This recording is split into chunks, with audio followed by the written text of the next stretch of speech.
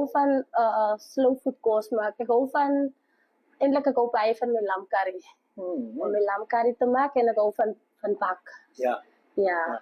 Nou, wat gaan jy vandag vir ons voorberei? Vandag gaan ek 'n minsomelet maak. Ja. So vertel my van jou bestanddele. Wat het ons alles hierso? Ons het die bori Ja. en dan het ons die curry en dan het ons die neutmuskat Ja. en dan het ons die cinnamon en dan het ons koriander, fyn koriander Daar sê. en dan het ons die sout Daar sê. en hierdie is my eie en dan sit ek laaste die chutney en daar sit worcestersauce en 'n bietjie suiker Okay.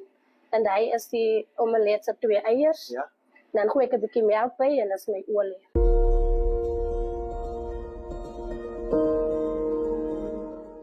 Kykers, maak kennis met Jaco Kriel, die hoofchef hier by African Vineyard en ek moet sê, ek is opgewonde om 'n man as chef te kan ontmoet hier in die Noord-Kaap. Hoe gaan dit, Jaco?